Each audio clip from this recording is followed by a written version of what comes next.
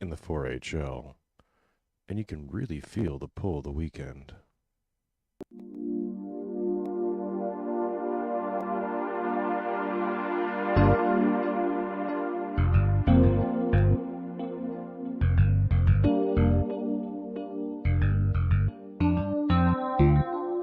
So,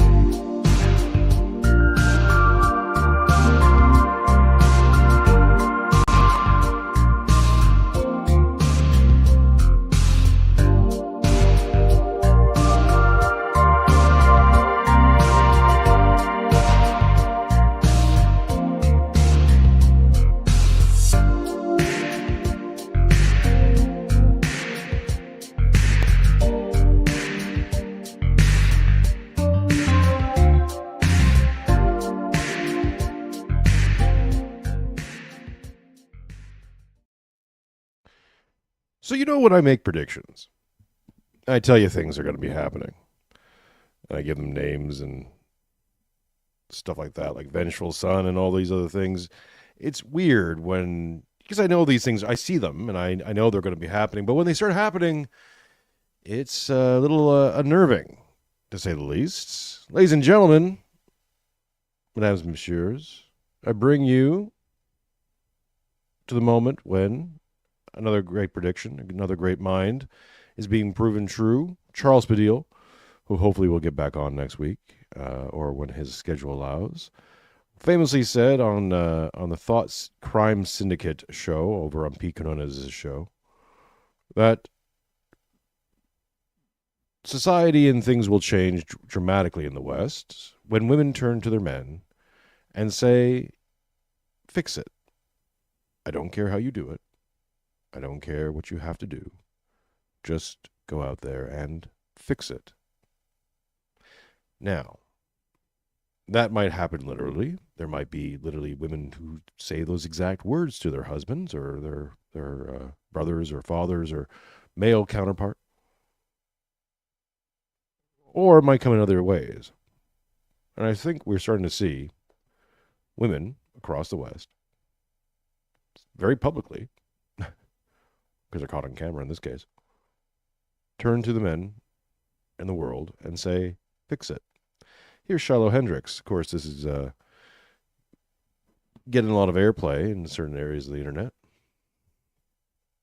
Shiloh is from Minnesota, and she's out with her little bub, and she was at a playground, and a young black child, some say 5 years old, I don't know, we'll get into that, was stealing out of her kid's bag. And so she called that kid a word and was caught on camera by a member of the community. Anyways, I've done an edited version of the video that's making the rounds. Let's see what the video is. And this is of course what's rackling up the interwebs at the moment. Did you call him the child? The fuck you talking Did you about? call the child a word? None of your fucking business. It is my own business. You call. Okay, why don't you have the balls to say it right now again? Fuck you. Okay. All right, that's what you say. You don't go digging through people's shit, you dumb fuck. Nobody dig into your shit. A little fucking kid just did, you dumbass. That little kid, you call him a. Yeah. The little child? What if he acts like one, he's gonna. Are you about to hit him? You chase him here? He took my son's stuff. So that gives you the right to call the child, 5-year-old, the N-word. If that's what he's gonna act That's like. what you're gonna call him. That's what he's gonna act like. You know that's a hate speech, and you can be recorded for that. I don't give a shit. Huh. Fuck off. Okay, we'll see about that. What the internet has to say about you. Well, what does the internet have to say about her? That's a very good question, isn't it? Because the internet's been saying quite a few things about her. Right now, she did a Give, Send, Go fund, And it's been racking up the funds. Originally, the fund was set, I believe, at 20,000 or thereabouts, maybe 50,000, I think, USD. It soared past that goal. It then kept getting moved up from I think 50,000 to 100,000, et cetera, et cetera, et cetera. It's now sitting at $1 million. And last check, she's getting around $300 a minute. And Billboard Chris, that guy, the Canadian guy who's very anti-troons, wants to save your kids from being trooned. Remember that? Goes around with Billboard and talks to people on, debates people. Debate me, bro, on the sidewalk. Yeah. Well, he says she called an autistic kindergarten the N-word and might be made a millionaire for it. My name is Shiloh, and I've been put into a dire situation. I recently had a kid steal from my 18-month-old son's diaper bag at a park. I called the kid out for what he was. This is what we call white. This is back to Chris. This is what we call white trash. Just calling her out for what she is. So apparently, of course, freedom of speech and fighting cultural battles only counts if you're a white man, a white Canadian man with a billboard. Going against the troons, of course, that's his base moment. Everything else, though, whoa. So another thing I've said is that now, and very quickly now, a lot of people who you thought were based, whose whole product and brand was being based, you're going to find out where isn't really that based. They had one issue, and that's it. Everything else, they're totally fine. Because, again, they're not breaking frame. They're still well within the liberal frame. They like the liberal frame. It's where all their stuff is. They feel very comfortable there. And they're just detecting something that's outside of what they've decided is the proper place for civil rights. So feminism stays. Multiculturalism stays. Racism still is bad. Bigotry bad. But, for Chris here, troons, no. Hey, whoa, that's, we allow gays to get married and have relations and buy children and all that stuff. Yeah, that's fine. Abortion, all that, whoa, totally okay. White women getting abused and all that stuff by multi-ethnics. Unfortunate, you got to break some eggs and make an omelet. What are you going to do? But the troons, that's out of bounds. That's too far. Many such cases. As, of course, we're seeing the old IDW types who are very all pro-speech, and you got to defend people's right to speak no matter what they say. Even if you disagree with them, you got to let them say it, except for that place in the Middle East. Whoa, don't examine the World War II narrative too closely. Whoa, what are you doing? Are you an expert? Have you even been there? What are you even talking about? It might be psychotics. Asking questions. Ooh. Going to find out very rapidly, and I think many people are now, that most of these people are only on one thing. And that one thing bugged them because it was bugging them with their personal stuff. They were worried about that one thing. So they took arms against that one thing. But the rest of the artifice that got them that one thing, you don't even question it. Not allowed to. Until people start asking. Or people stop asking. And they stop asking for permission. And they just get fed up. And they start saying some stuff. Women are many things. Women are wonderful things, right? One of the great things about women, as Matt Erickson has said, is they're shit testers. But they're also vibe meters. They tell you the vibe of the room. A woman can tell you what's going on even before she gets in the room. She can feel it. It's a thing they get to do. God bless them. Women now are telling you what the vibe is. And the vibe is vengeful sun energy is rising very quickly. And you see how fast now the circling the wagons. Whoa. Don't want to be grouped in with this. White trash. She's white trash. Why? Because she can't afford to get out of a multiracial neighborhood. That's probably one of the reasons. She's got tattoos on her arm or something. And she, who knows, right? I don't know what her average family income is. There's speculations that she's a single mama here now. Reports that that's not true. There's a lot of information in the wind. One thing that isn't, and I asked Grok this to get the community notes, I guess, to give me the. So I said, no, give me a brief on the Shiloh Hendrix story. This is what Grok says. Shiloh Hendrix, a mother from Rochester, Minnesota, became the center of controversy after a viral video showed her using a racial slur against a 5-year-old black child at Soldiers Field Memorial Park. Again, we don't have. I don't know if it's really actually confirmed that the child's 5, but well, it was weird. Hendricks claimed the child stole a diaper bag from her 18-month-old son, prompting her to confront the child with the offensive term. The video, recorded by a man who confronted her, spread across social media platforms like X, TikTok, and Instagram, sparking widespread outrage. In response, Hendricks launched a Give, Send, Go crowdfunding campaign titled Help Me Protect My Family, claiming her social security number, address, and phone number were leaked, and her family faced severe online threats. She stated her eldest child might not return to school due to safety concerns, and that relocation was necessary. The fundraiser, initially set at $20,000, raised over $300,000 from nearly 8,000 donors, with some apparent white nationalists contributing, as reported by the Minnesota Star-Tribune. Well, of course, that how they got that information, who knows? These are anonymous donations, right, for the most part, but I guess they just figured, you can just say things. The campaign goal was later increased to $1 million. The incident has drawn significant attention, with the Rochester Police Department investigating and the local NAACP launching a counter fundraiser for the child's family and anti-racism efforts. I'm assuming the child who was called the whole horrible slur that, of course, will require years of therapy. Oh, by the way, they're saying that the kid's autistic as well, right? So now the kid's, he's 5 years old. He's a kindergartner.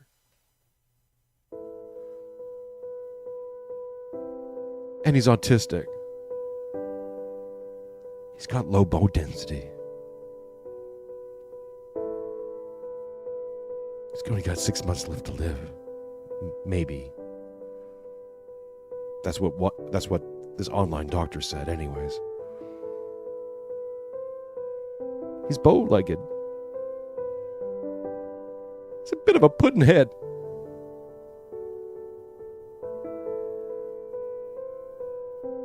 Send money fast. And he got called a racial slur.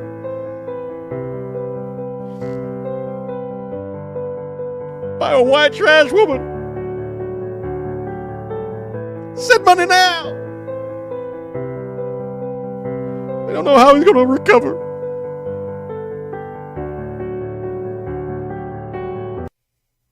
Anyways.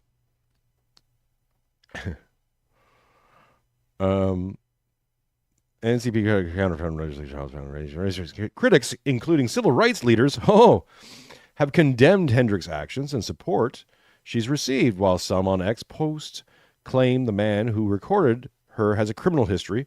Although these claims remain unverified, the story has ignited debates over racism, online harassment, and the ethics of crowdfunding platforms. Okay.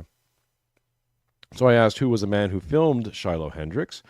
The man who filmed Shiloh Hendrix has not been officially identified by authorities or confirmed in verified news reports. Some X-posts and a Hindustan Times article, oh, God bless us ours, claim the individual is Shamek Bele Omar, alleging he faced charges in 2023 for sexually essaying a 16-year-old which were dismissed in March of 2025 in the interest of justice. Oh, well, of course, in the interest of justice, we don't even look at these things.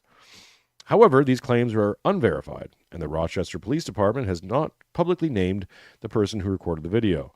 The lack of official confirmation and reliance on social media posts make the identity inconclusive. Although, yeah, here's the Hindustan Times. Oh, Lord. Edited by Yash Nitsak Baji. So, take this for a grain of salt. But so that's the allegation is that this guy is this guy. And if that's true, then, this is also from Sarah Fields. Sarah's censored. So not Hindustan Times, unless she writes for them as well. She's saying this. Confirmed information, the man who recorded Shiloh Hendrix and followed her to her car was Sharmek Bele Omar. Many are calling him due to an older case where he was accused of assaulting a 16-year-old. However, according to court documents, the accusations were dropped and he was cleared of all allegations. He has several children and was allowing them to play at the park when the incident occurred. Shiloh Hendrix claimed that the child went through her diaper bag. According to multiple witnesses, the child is autistic.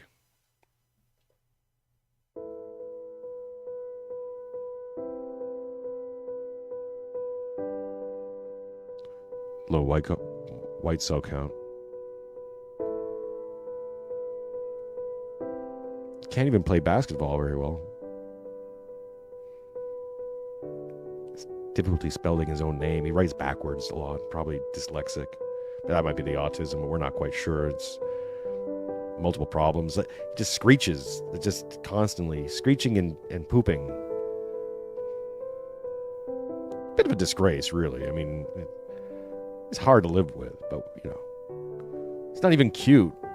It's kind of got a pushed-in face and looks like a pug. But send money. It's autistic.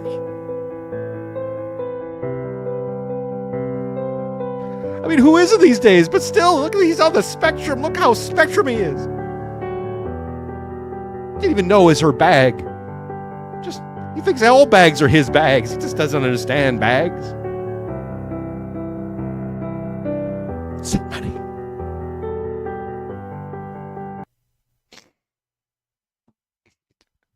Shane Stewart says, poor Phil can't even hear smoke detectors. I'm going to shout out to that. He can't even hear smoke detectors. So sad. Just hearing the beat, watching him just walk on by. It's like nothing's happening. Okay. Shiloh Hendrix claimed that the child went through her diaper bag. According to multiple witnesses, the child is autistic. I don't know how I guess the witness can tell. Omar began recording Hendrix after she used a racial slur towards a 5-year-old child. Omar claimed he was angered because one of his own children is on the autism spectrum. So I don't even know if it's his kid. It isn't his kid. Someone's got autism. I'm not sure. According to Hendrix, in the now viral video, she held up what looked like a yogurt fruit squeeze pouch and said, he took my son's stuff. I've asked Omar for a full statement regarding the event. I will provide an update if he provides one. So, okay. So, Hindustan Times reports on it. Sarah Fields over here, who is a Republican state delegate and precinct chair. Sarah Uncensored Podcast, investigative journalism, Army veteran, parent/child advocate with 352,000 followers. So, hey, we're going to ask the experts, right? We're an expert asking podcast here, folks. We don't want to go on any limbs here. So she's more expert than I am based on numbers and look at her bio, right? So, okay. So Sarah over here is confirming that this is the guy. And this is the state dismissal of complaints with him, with his SA charge. Pursuant of rule, there's quite a few little charges here, right? Anyways. So, a lot of attention is being given to this. And I think a lot of attention is being given almost in the wrong way, because of course because everyone's caught in this dialectic, so everyone's looking at the issue itself, right? The moment itself, and paying all their attention to that. But in my analysis of the Vengeful Son, and why I've been saying this for well over a year now, is to prepare people for this buildup that I'm seeing. And I think that many other people are intuitively seeing as well, or sensing as well. I think women now are starting to react to it. Here's an open question to anybody who's got a wife or a live-in girlfriend, or a woman in their home, let's say. Have you noticed there's been stockpiling? They seem to be hoarding a bit. Weird, huh? I'm noticing it across a wide spectrum of women. Maybe it's just my own personal corner of life here. It's maybe it's just me and the 12 or odd women that I have contact with on a relatively steady basis. I know, pray for me, but yeah, they're hoarding out of nowhere, really. Weird. Just weird. Buying a lot of food, stockpiling lots of food, toilet paper, just weird stuff. Yeah, Steve says I hoard ammo. Well, that is something to hoard. Don Browning says, "Have you been to that park in Rochester?" No, I haven't. But but it looks like a lovely park. It looks like it would be a lovely park. Of course, it's turned into a multiracial park, so we can assume all the assumptions about that. What's the chat saying? My goodness. It is going off here. Hi, yeah, happy Saturday, Don. Happy Friday to all the rest, because it is Friday in the 4-H show, and you can really feel the pull of that weekend, can't you, folks? We got Moldy in the chat. We got Steve Ambrose, Rutko in the chat. We got Meloforte in the chat. We got Shane Stewart in the Shane Seward in the chat. We got Real John Connor in the chat. What's all this sad music? Oh.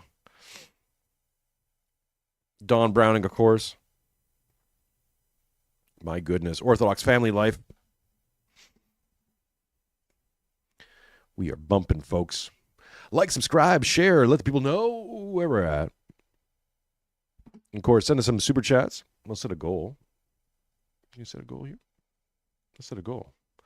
Let's set a goal for, we'll keep it small, 5 super chats. 30 minutes. How will we celebrate, chat? How will you celebrate getting to there? I don't have any booze in the house, unfortunately.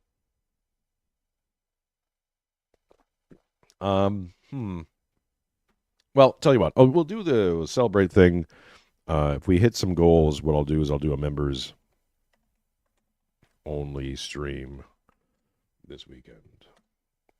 How about that? So, 5 super chats, teal $5 or higher gets us up to that. We got 62 views, my goodness. Okay. So, why is this significant? Because of build-up. Everyone's paying attention to this one incident. And, of course, there are multiple incidents. I can't even play the other 2 videos I have out there. I'll look into my bookmarks, and I'll just show you them on the screen.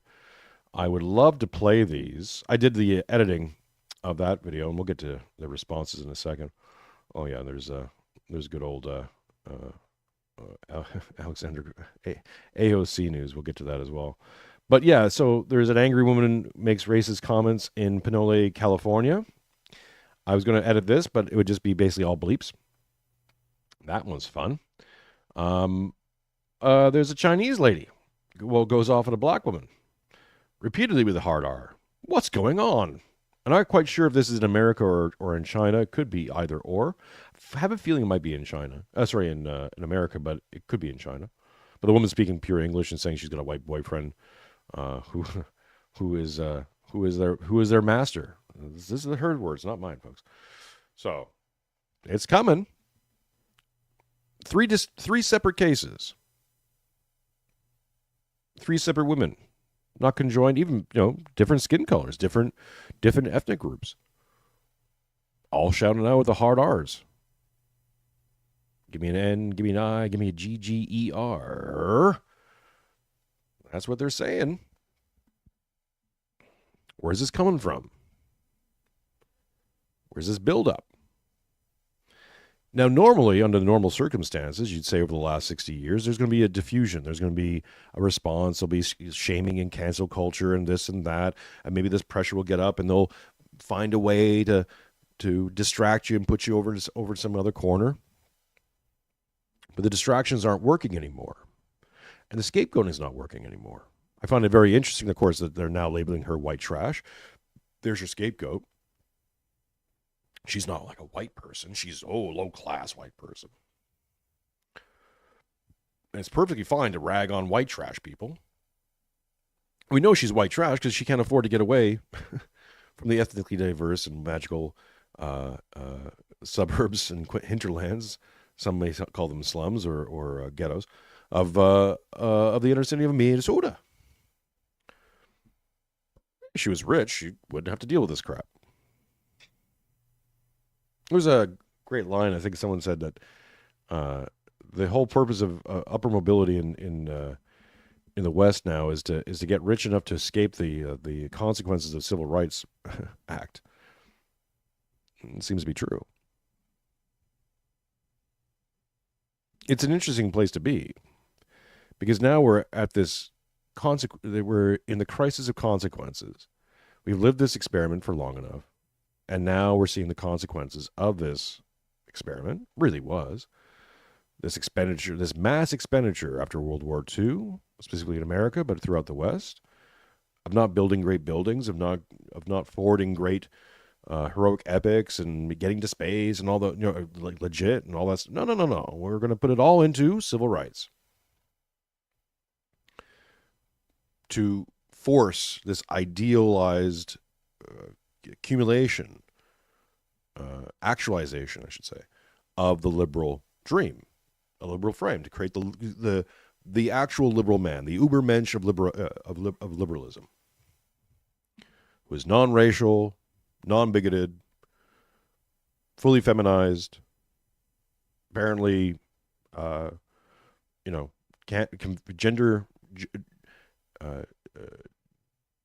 dysmorphic, but in the good way. Good citizen, perfect citizen, just a lump of clay. It can be whatever one needs. This is what moral relativism gets you. And it's interesting to see the people who are reacting to this news and these words and saying that it's a moral outrage. It's like, well, but you can't be a moral relativist and have moral outrage at the same time. It's a contradiction. Remember what I keep saying?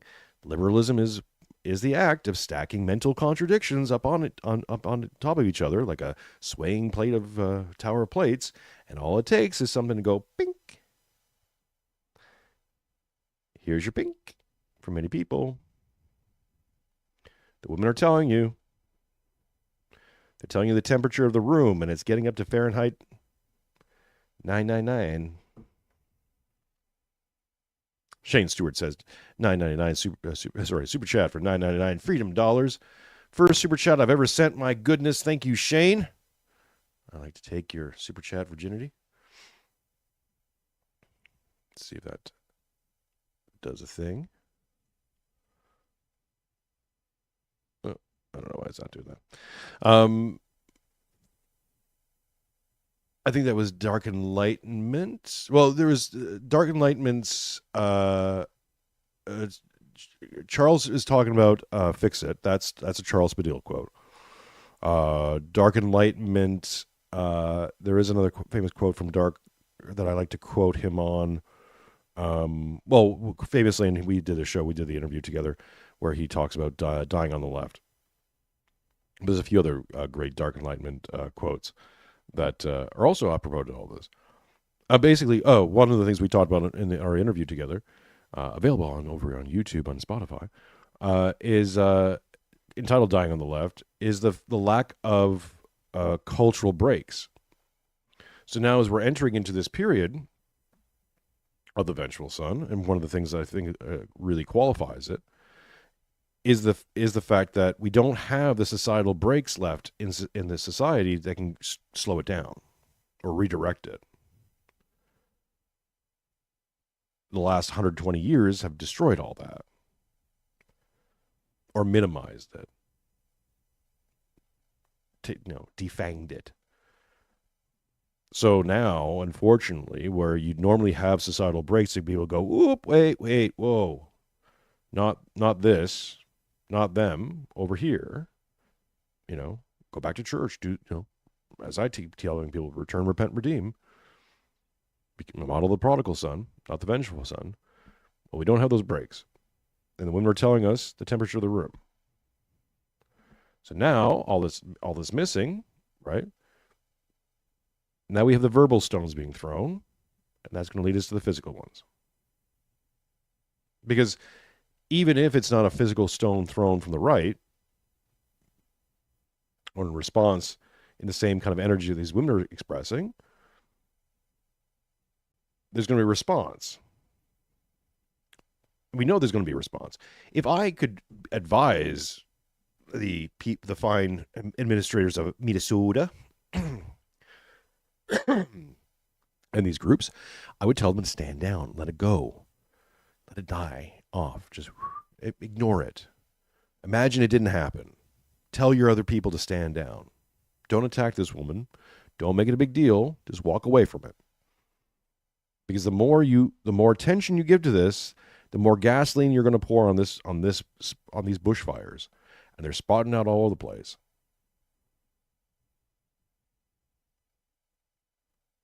And what happens next is something you don't want to have happen. Unfortunately, these fine folks can't help themselves. Already we're seeing the usual names, right? Who do we got here? James Lindsay. Oh, good old James Lindsay. Tweets out, "Do you understand that this is not just a fringe movement yet, and that MAGA and America are about to face a test of gargantuan proportions?" I guess this is, again, response that she said at $1 million. She's going to need that money, by the way. She's going to need to relocate, get the hell out of Minnesota or city or town, or lawyer up, because they'll be coming for her and set an example. Not only that, but if any of the facts that were being bandied about are true, she's now just insulted the Somali population of Minnesota, which there are quite a few. She's in danger. Legit.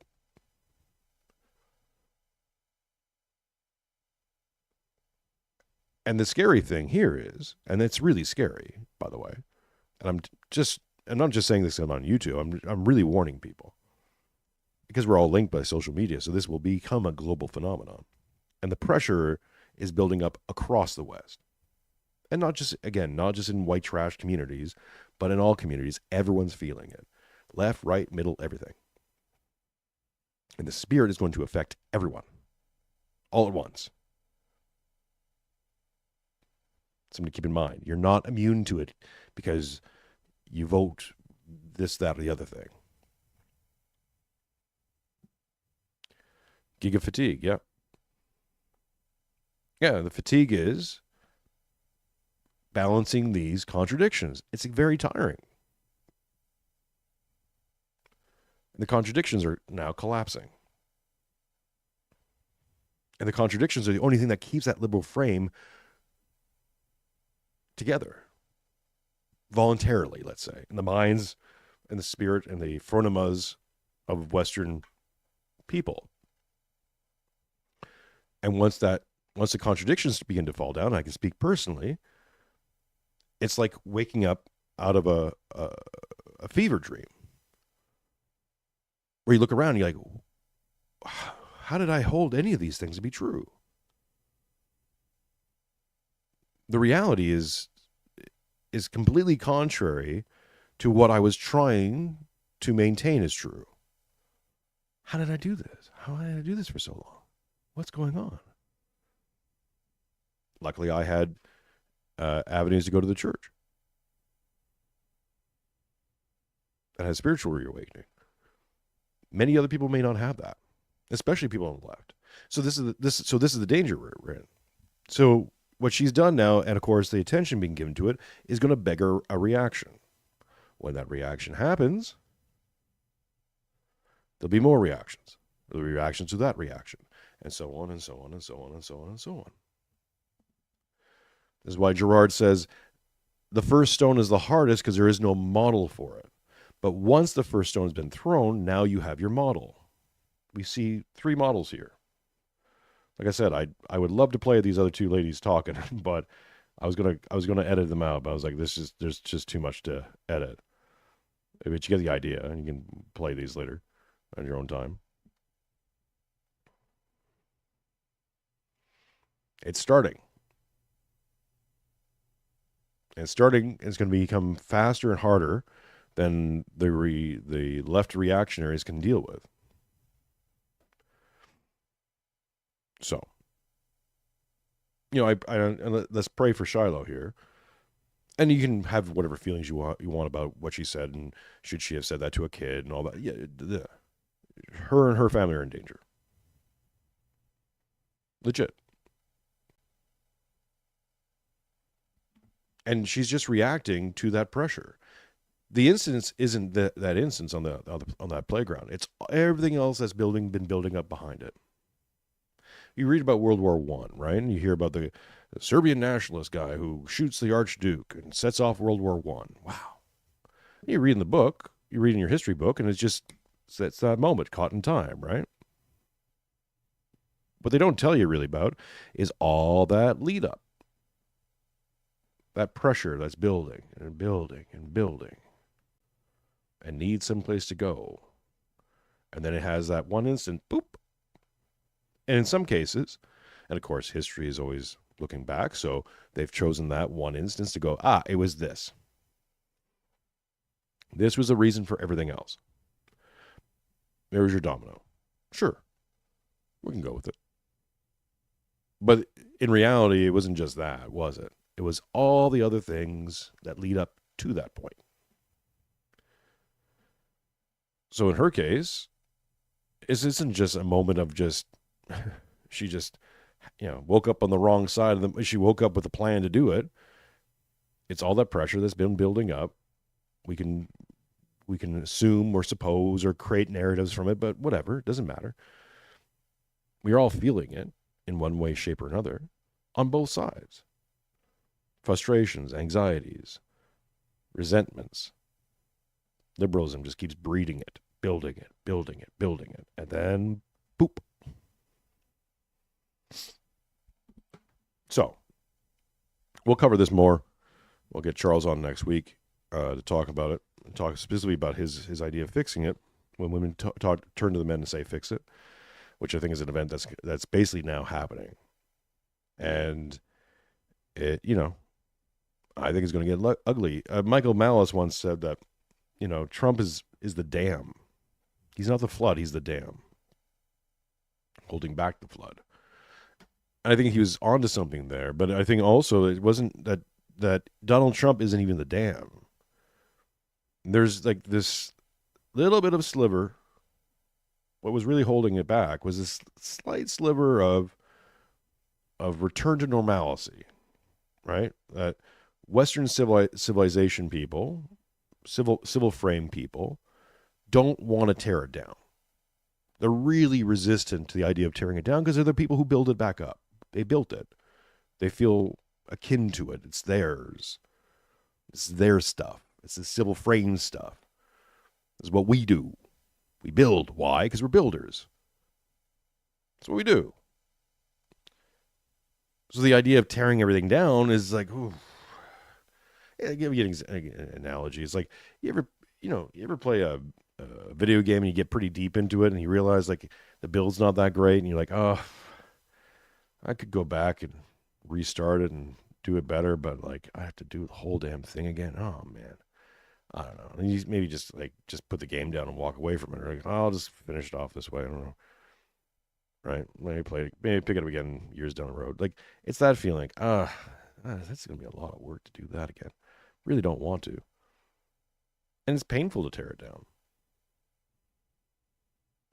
But as that resistance to that idea has been withered away.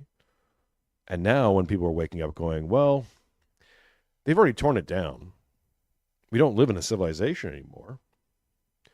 And as that kind of dawns on people and they watch the things they built and they were depending on and the things that they thought were going to be around for forever get more and more destroyed or disrespected. In some cases, literally set on fire and destroyed. There was I don't have the tweet here, but like one of the rooftop Koreans retweeted the Shiloh thing saying, I'm fine with this. Yeah. You've allowed things to deteriorate. You've allowed the primal frame to have its way inside the civil frame for too long. And now those civil frame people are pissed. They're angry. They want vengeance. And they'll code it as justice. They really want justice, but they'll settle for vengeance. And this is how it starts. Steve Ambrose Rutko says from USD $5. Libtard propaganda is so played out. Like, can they come up with something original? No, they can't. That's all they have, right? It's the old spirit. So for 60 years, this thing has worked perfectly fine. You can't fault them for it. If it's broke, don't fix it. It's fine. Just the narrative works. Just use that narrative all the time. Hang on a second. I just got to check. Yeah. There was puppy buying in my extended family. Anyways, that's a long story. But yeah, there's a puppy has been purchased. Not for this house. Not for this house. We don't allow puppies in this house. We think they're cute and stuff, but we're not a dog family. We're a cat family, and that's how it works. But it's just cute. On your way home.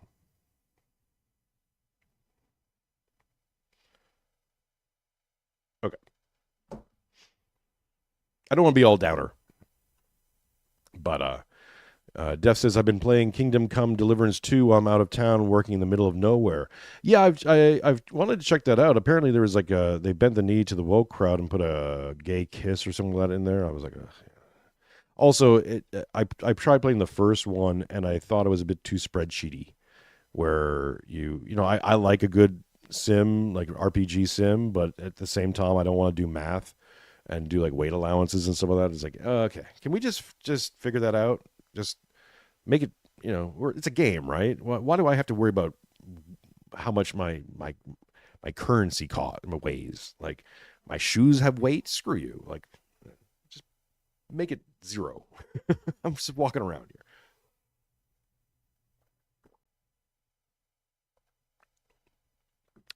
here. You would think the liberal empire would come up with something new Twilight Night.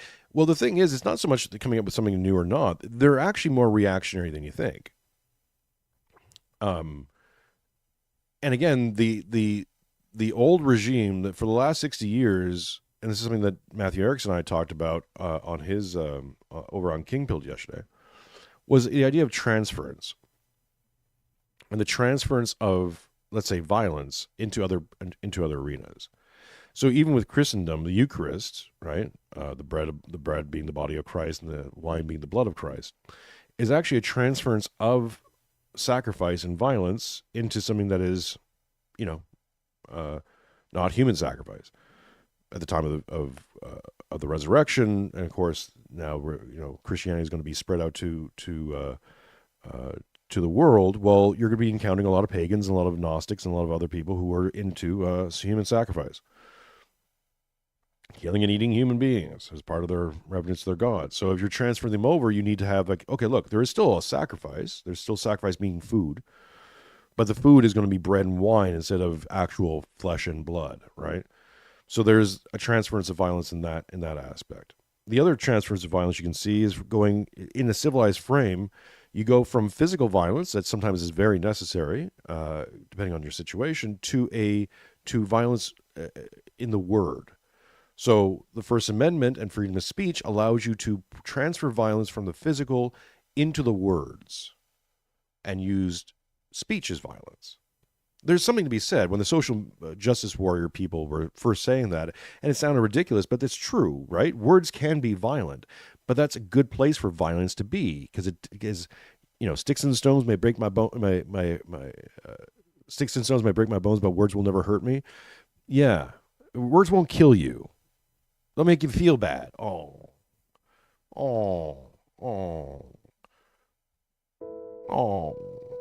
he said the word to me. Just call me a thing, and now I've got to rethink my position in life. I feel so lesser than. How can I even go on?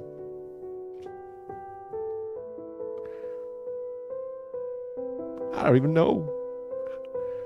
Does the sun still shine? Being called a cracker? Maybe this is a white privilege thing. You can't really hurt my feelings with a racial slur. I'm like, okay, fine, whatever. But where was I going with this? So yeah, transfers of violence into the word means that you're less likely to get shot or killed or whatever. We can fight it out. We can debate it. We can call each other crazy names. We look at the blood sport debates and all the rest of it.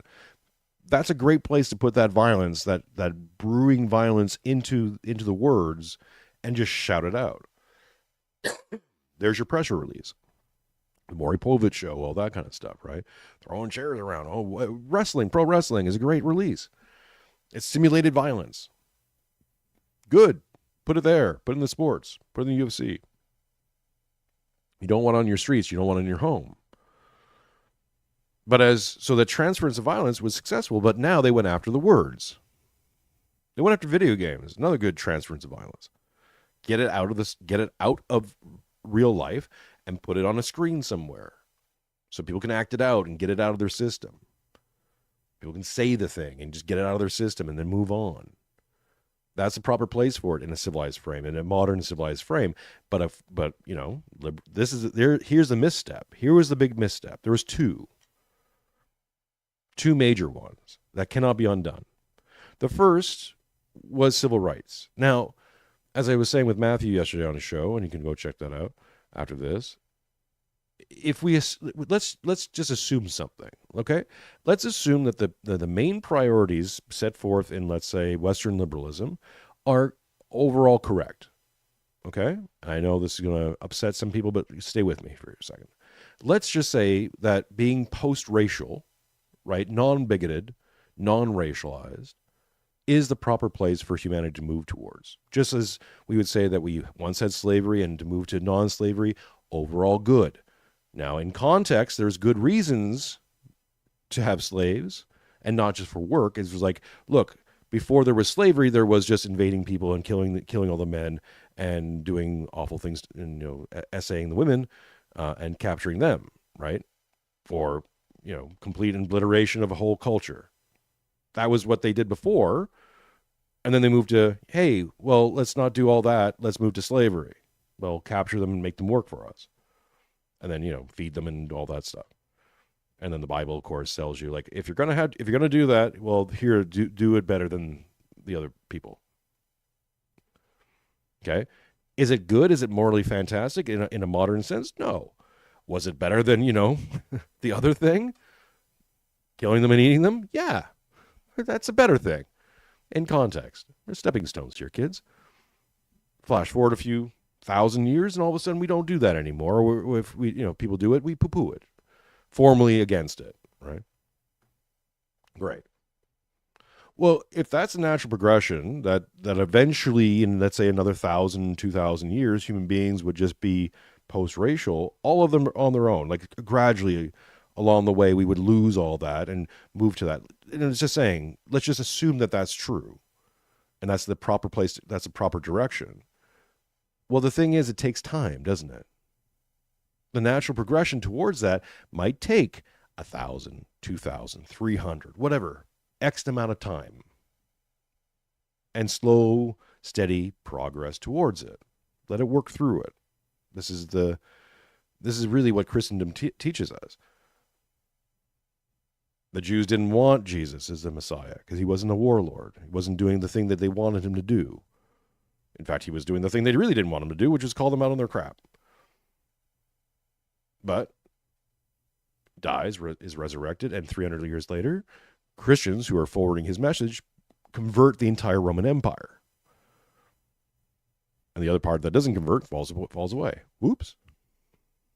No, it took some time, but it worked. So one of the great sins of liberalism, and this is why I've said that liberalism equals Luciferianism, because it's really inverting all the virtues. It's selling you virtues, but really inverting them and really promoting the passions. And one of the big ones is pride. That, no, the liberal project it must happen in our lifetime. It must be accomplished by us. We must end bigotry and all these things today.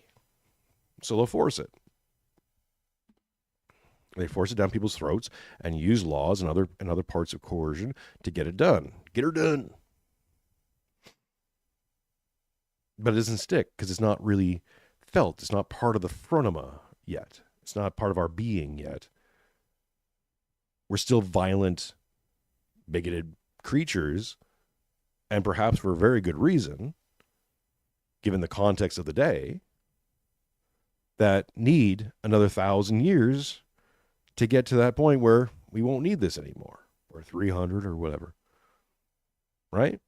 But for now, right now, today, yeah, well, it looks like you kind of need it.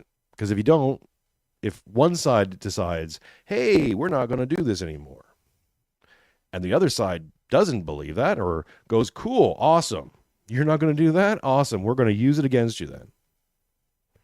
That's a problem. Right?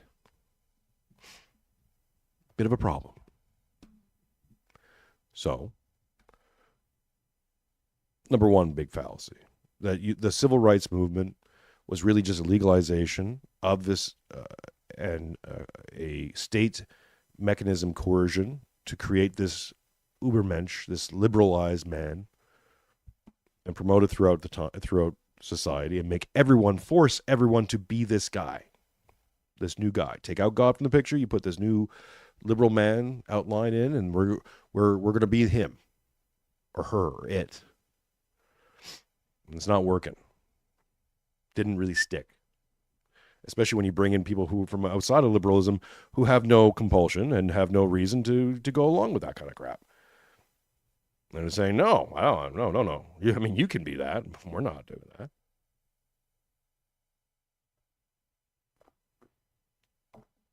If you believe the story is true, the guy who filmed Shiloh over here is an essay guy.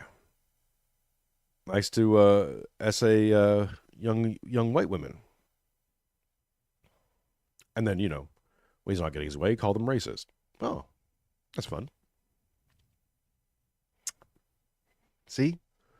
A little unbalanced. You can't bring primal frame into a civil frame. You can't bring in people with high time preference and low trust into a system that requires a low time preference and high trust. Doesn't work. Western civilization is built on a low time preference, so a generational time preference, generational wealth, cathedrals, building big things, maintaining the maintenance is a low time preference kind of mentality. Things are supposed to be the same across time. We want to ensure that. So if it's good today, we want it to be good tomorrow and good next week and good next year and good in 100 years from now. Right? And maintain it so it stays that way. Same thing, we need high trust, and that trust comes from that low time preference, because we know that that everyone around us share the same ideals, that we want the same things, and we're going to work towards the same things to ensure that the thing is the same. The perfect example I give of this is the Golden Gate Bridge in super liberal, crazy, progressive land, right? California, ooh, crazy people, they still paint the Golden Gate Bridge red every year. And by some reports, depending on who you ask, they basically are painting that thing all year round. They never stop painting it because they always need to fix it. And you start painting on one end, and by the time you get to the other end, you got to paint the other end again. So they're constantly so money, effort, manpower, resources, capital is being spent to paint a bridge red and maintain the bridge. Now, it's a big giant bridge. It's a big tourist thing. You can say all these, yeah, sure. But that's a mentality. And that's a mentality that's very unique to civil framed people. You would never see that happening in the Congo, just to name a place. And this isn't me saying anything bad about the Congo. They have other concerns. The primal frame works there very well for very good reasons. I don't have to deal with tigers. I don't know how that is. I don't live in a jungle. I don't know how that works. You put me in that situation, I'd be screwed. Wouldn't know. I'd be like going around going, well, we should build things. And they're like, what do you mean build? What? No. You need to get food in you. You got to maintain your, you got to worry about the tiger coming out of the tree, man. Like, what are you doing? Building a brick house. Oh, straw. Easy. Okay. But the folly, of course, is bringing in primal frame people into a civilization. And unfortunately, what it seems to be is that the primal frame wins out over time. And the reason being is that primal frame within a civilization is coded easier. And I think this is a suffering thing of liberalism, is that we look at these people a lot of times as children. They're childlike. They need protection. We associate the noble savage kind of imagery to them. We romanticize them. Those poor people don't know how to get along. We have to teach them, give them more feminism, give them more money, give them more education, give them more this, give them more that, that. Right? Because, yeah, more education, more feminism, more liberalism is going to help that. If we're going to buy the story, that 5-year-old autistic kid, Somalian kid, is just going to get fixed somehow. Even though we have tons of evidence that doesn't work. Doesn't work. We've been doing this for 60 years. We know it doesn't work. Works in some cases, sure, but in many other cases it doesn't. And when it doesn't work, you get, people driving cars into celebrations all over the world. Interesting. You get a black student knife attacking a white student after a disagreement. And then that black student gets a GoFundMe, I don't know how much he made, maybe less than $1 million. And everyone's like, yeah, of course. Yeah, of course. That poor that poor kid. Just didn't get enough feminism. Just didn't get enough liberalism. It's our failure, really. We tried. Did you show him the movie with Michelle Pfeiffer, where she was the teacher, Did you try to teach him Bob Dylan lyrics? Did you? Did you? No, you didn't, did you? See?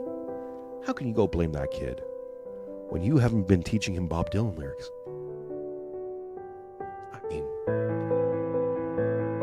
Gotta help him.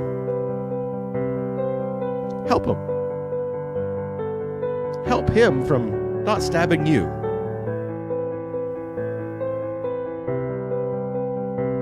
Just give him a bit more liberalism. That's all that matters.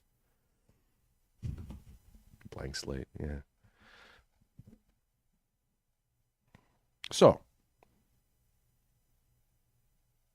you bait the mob.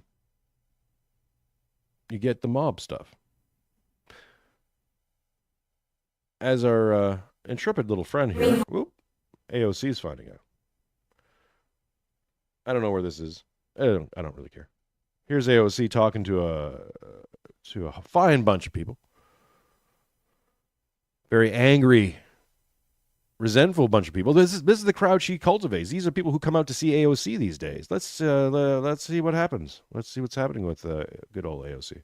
I don't see Bernie on the stage, but maybe he had a nap time. Hard to defend and you know what you're doing about the genocide in Gaza. You're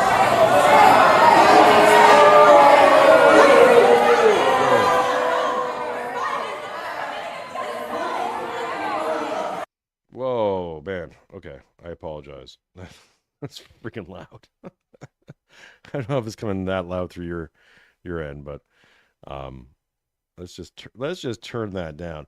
Basically, it's this white woman stands up and yells at her, saying, what are you doing for the people of Gaza? I'm a nurse. How dare you? You got to be stopping this thing. Like AOC can just stop Israel from doing a thing, right? But this is the problem when you're incorporating the idea that the global American empire is run by America, and America can just do things. And apparently, if you're an American politician, you can just make America do things. Just like, oh, you just vote on the thing and it stops, right? That's how this works.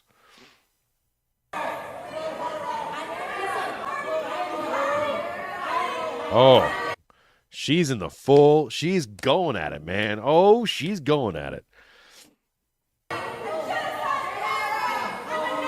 See, a white woman can supersede any other POC as long as she's got a righteous cause. If the cause is righteous enough, my friends, she can just mouth the hell off. Isn't it wonderful? Isn't it beautiful? I love this stuff. Does it make sense? Hell no. Is it contradictory as all get out? Absolutely. But it's gorgeous, isn't it? Also, can I just say something without anyone getting mad? When I wasn't a married man.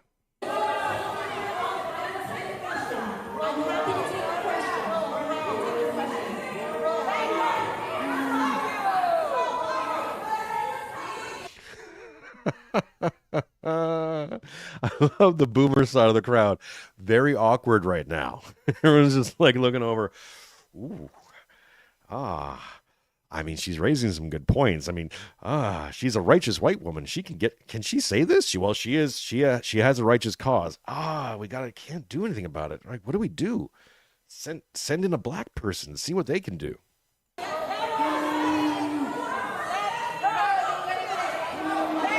We got a gay guy. We got a short wearing purple. Now we see. There's the model, right? The model comes out and says, "Hey, oh, hey, oh." Early life check on this guy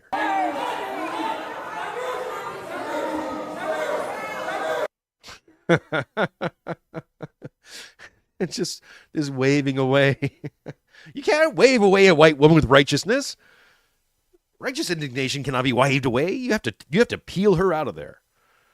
There's going to be some kicking and screaming, possibly some biting.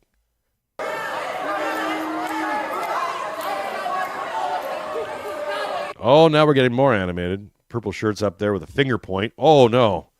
It's a finger point of doom, folks.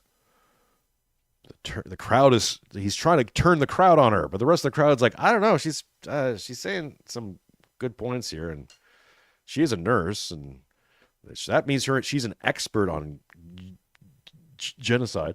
So maybe she's been there. Has she been there? She might have been there. If she's been there, then we can't say anything. Damn it. These new rules. You got the old Italian man standing up now. Italian, Portuguese, something. I'm not quite sure. Maybe Syrian. I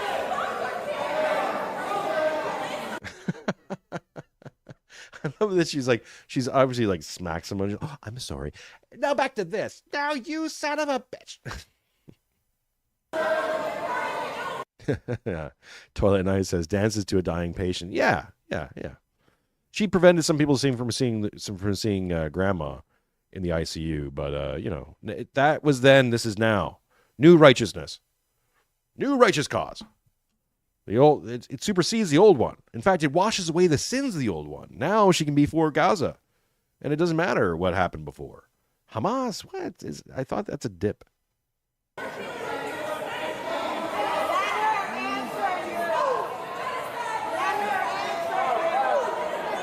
It's a little self-doubt's creeping into her now. She's feeling the energy flow out. She's feeling the crowd turn against her now. She's going to have to make a decision. She can't stay there now. She could do two things. She could sit down defiantly and just set her piece. Don't get her started again, my friends. The wave away thing, I think, really got to her a little bit. She's like, "Oh, I'm being waved away by the older woman.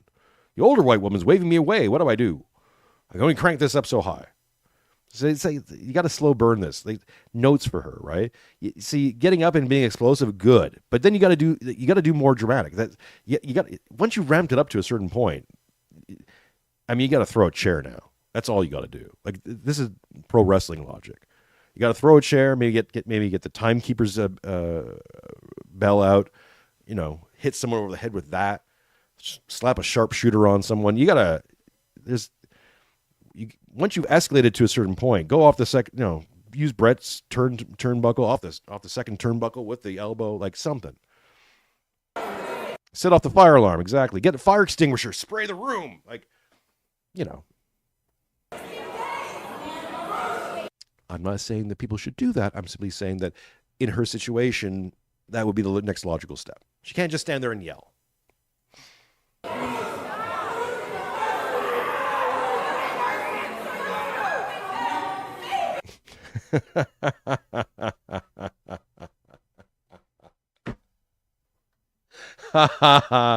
This poor schmuck. The poor schmuck in blue. Oh, and all of a sudden, yeah, okay. Women, you feminists, forced doctrine doubters, people who say that Andrew Wilson doesn't even know what he's talking about. Really? Who has to come in here? Who's got to step in? What she's got now? She's got 1, 2, 3, 4 white men surrounding her. 4 concerned white men. This poor guy.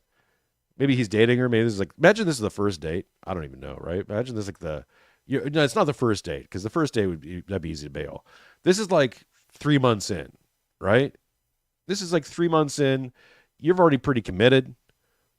Like, she's kind of moved some stuff into the house. She's not fully living in the house, but she's kind of taken over. She's got a corner. She's taken over one side of your closet. You know, she's already getting some mail sent there, and you're kind of settling in. Like, by the way, for all you single men, that's how you know you're the frog in the hot water there, by the way. That's how she's domesticizing you. They move in sections. You know, she still has her little apartment, and it's still great. You know, she's got to go over there and feed her cats and the goldfish or whatever the hell she has. But you know, she's slowly taking over your environment. So yeah, so this poor guy. Hey, oh, come on, honey, sweetie, hey, sweetheart, just calm it down. You made your point. You made your point. We heard you. We've heard you out. You know what? Yeah. You're right. You're right about the whole thing. I can't say it too loud because, you know, I'll get the shoot away. But yeah, okay, come on. Well, sit down. Everyone calm down, okay? Hey. I love how I make him like a New York Gabroni. Oh, hey, what are we even mad about? What are you mad about this time? Whoa. Okay, I hear you. Okay. Yeah. There's a thing going on over there that's very upsetting.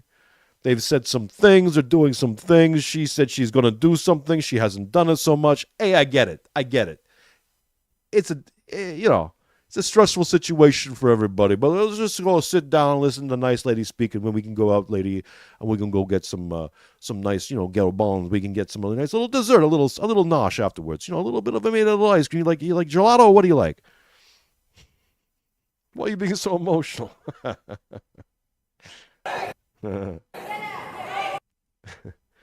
What's the cancer victim back here supposed to do? This man is just AIDS. So you got AIDS man in the back who's just staring, going, he's Billboard Chris over here. As long as she doesn't use a racial slur, I can't really say anything. You got baseball cap guy over here who's who, yeah, doesn't really know. He's like, he's gotten up. He thought getting up was going to do something. I get up. She'll stop if I get up. Oh, she isn't stopping. Okay, well, I'm going to sit down. Well, I guess I'll sit down now. What do I now? Is it? Oh, maybe I'll get back up again. And you got pink shirt guy, who's never been in a fight. This guy's never been in a fight. He's never been punched in the face. Who's giving her the incredulous look. Because at a dinner party, if someone says something and you go, oh, that people go, oh, well, I don't mean that really. I just, what I said, was I being insensitive? Was I being ableist? When I said audiobooks are books too, they said audiobooks are books too, and I said yes, but you should also read. And then they call, is that ableist? I'm not quite sure. What did I say wrong? What was it? That's he's expecting that. He's not getting that. She's a righteous white woman. Ain't gonna happen. She's been building this up, man. She's pre-prepared. And this guy's like, okay, I'm getting tired just even listening to it. I don't even know how she keeps going. It's a little tiny thing. She's got energy, this woman. I love that they're holding her back. They're like corralling her, right? I think they're probably trying to get her out, but at this point, they're like, what do they think she's gonna do? She's gonna storm the stage, which, by the way, is all she's got left for her. So she's got to do something, and so that's their worry. Oh, you better make sure she doesn't do something crazy. Oh, she's 105 pounds. She could break something. Imagine she does something crazy. We gotta get her out of here. Oh, it's working. It's working. They're doing the okay. Let's go. Yeah. Okay. Yeah. I know. Yeah. It's horrible. I know, sweet. Yeah. Yeah. It's the worst. Yeah. It's very frustrating. Yeah. We all had a day. Yeah. Yeah. I know we're all hungry. Hey, have you tried a Snickers bar? Oh, and she's going for it, though. Oh, yeah. Oh, good little burst of energy at the end. Nice. She knows she's getting out. She knows she's being pushed out, and she's backing up on her own volition, right? They're not having to carry her out, so she's aware. But now she's letting it go. Another thing. I don't even like your face. What is AOC? That's a stupid acronym for a name. I don't even think you are Latina.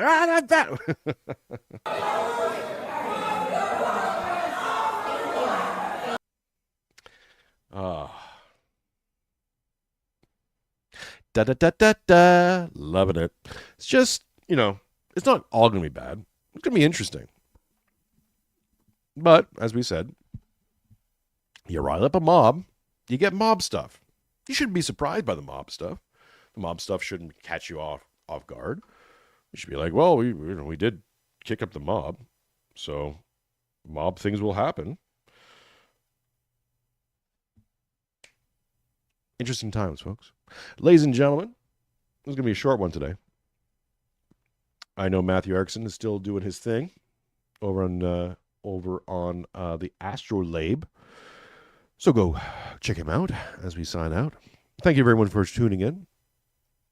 I don't want to make too many announcements or too many promises because I've done this before and then not been able to deliver, but I'd like to start doing, I think, a daily something or other.